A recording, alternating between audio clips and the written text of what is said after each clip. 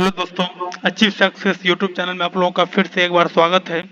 हम आ चुके हैं एक बार फिर से आप लोगों के लिए एक नए वीडियो में। इस वीडियो में हम आपको बताएंगे कि जर्नल एंट्री कैसे किया जाता है। तो टैली को यूज करने का मकसद होता है कि बिजनेस के सभी ट्रांजैक्शन को रिकॉर्ड करना। बिजनेस के सभी ट्रांजैक्शन को रिकॉर्ड करना ही जर्नल एंट्री कहलाता है। तो हम अकाउंट्स के लैंग्वेज में उसको जर्नल एंट्री बोलते हैं, तो टैली के लैंग्वेज में उसको वाउचर्स बोलते हैं। अगर कोई भी एंट्री हो, कोई भी ट्रांजैक्शन को रिकॉर्ड हम वाउचर्स में करते हैं। तो एंट्री को रिकॉर्ड करने के लिए यानी कि जर्नल एंट्री करने के लिए सबसे पहले हमें उसका लेजर क्रिएट करना होता है। तो हमने आपको पहले लेजर क्रिएट करने का बता दिया है। तो इस वीडियो में आप लोगों को दो एंट्री करके बताने वाले हैं, रिसिप्ट का और पेमेंट का जर्नल एंट्री करने वाले हैं। तो कोई भी एंट्री हम कहाँ पे करेंगे, तो वाउचर्स में करेंगे। तो जो भी हमें एंट्री करना होता है उसका सबसे पहले हमें लेजर क्रिएट करना होता है। तो हमें यहाँ से भी लेजर क्रिएट कर सकते हैं, या हम वाउचर्स में जाके वहाँ से डायरेक्ट हम अल्ट सी करके लेजर क्रिएट कर सकते हैं। तो वाउचर्स में जाते हैं। जैसे वाउचर्स को ओपन करते हैं तो सबसे पहले पेमेंट का वाउचर सामने आता है। तो पेमेंट का शॉर्टकट की F5 भी होता है। तो F5 यूज करके भी हम पेमेंट को वाउचर में जा सकते हैं। तो हमें यहाँ पेमेंट करना है, तो किसी भी प्रकार का पेमेंट करना है तो हमें उस मोड को, पेमेंट के मोड को सिलेक्ट, अगर कैश से पेमेंट कर रहे हैं तो यहाँ पे कैश डालेंगे, कैश का लेजर पहले से क्रिएट किया होता है।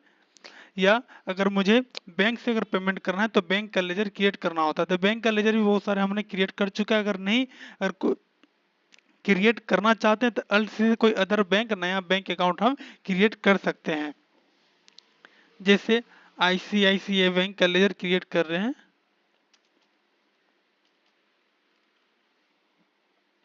इसका अंडर ग्रुप बैंक अकाउंट्स होगा। इस तरह से अगर अकाउंट होल्डर्स का अकाउंट नंबर डालना चाहे, या एफसी कोड डालना चाहे, स्विफ्ट कोड डालना चाहे, या बैंक नेम अगर डालना चाहे, या ब्रांच नेम डालना चाहे, तो सब कुछ हम यहाँ पे डाल सकते हैं। यदि मुझे नहीं डालना है तो हम यहाँ पे कंट्रोल लेकर के सेव करते हैं। तो मुझे जो पेमेंट करना है उस पेमेंट, जो यदि मुझे रेंट पे करना है या सैलरी पे करना है, एडवर्टाइजमेंट एक्सपेंस पे करना है, कोई भी अगर मुझे पेमेंट करना है तो उसका लेजर क्रिएट करना होगा।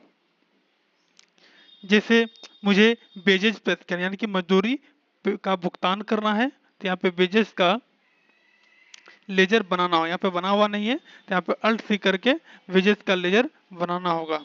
वेजेस वेजेस हमारे बिजनेस के लिए इनडायरेक्ट एक्सपेंस है, उसका अंडर ग्रुप इनडायरेक्ट एक्सपेंस देंगे। इस तरह से कंट्रोल ए करके या एक्सेप्ट करके इस लेजर को सेव कर लेंगे। तो वेजेस का लेजर बन चुका है। यदि मुझे 5000 पेमेंट करना है वेजेस का तो 5000 यहाँ पे डाल देंगे। इस तरह हमने एंट्री कर चुका है, इसको एंटर करके सेव कर लेंगे। हमने बैंक से पेमेंट किया इसलिए बैंक का डिटेल्स, जो बैंक से पेमेंट किया तो बैंक का डिटेल्स यहाँ पे डालना होगा, या डाल सकते हैं या नहीं इग्नोर भी कर सकते हैं इसको।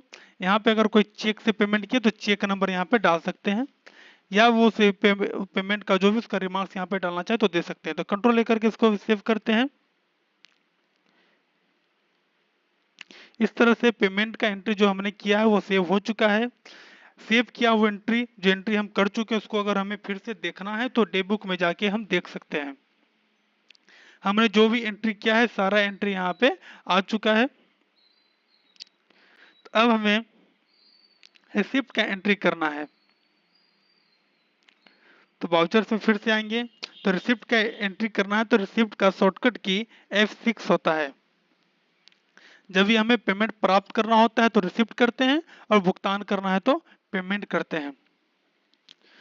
तो हमने इससे पहले ICICI बैंक का लेजर बनाया था। जो भी हम अकाउंट्स में पेमेंट रिसिप्ट करना चाहते हैं उसको सिलेक्ट करेंगे। यदि मुझे कैश में रिसिप्ट करना है तो कैश को यहाँ सिलेक्ट कर सकते हैं, या कैश डालेंगे। अगर मुझे जो भी इनकम का नाम डालेंगे, जो मुझे कमीशन रिसिप्ट करना है या किसी पार्टी से पेमेंट रिसिप्ट करना है तो उस पार्टी का नाम ही डाल सकते हैं। जैसे हमने कमीशन मुझे रिसिप्ट करना है तो कमीशन का लेजर हमने पहले बना चुका है।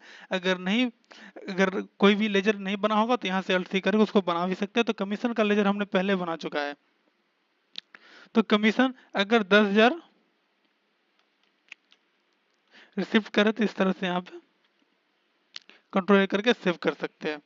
तो जैसे हमने रिसिप्ट का भी एंट्री कर लिए हैं, अब डिबुक में जाके सारा एंट्री को देख सकते हैं। इस तरह आज के वीडियो में हमने आपको बताया कि पेमेंट और रिसिप्ट का एंट्री कैसे करते हैं।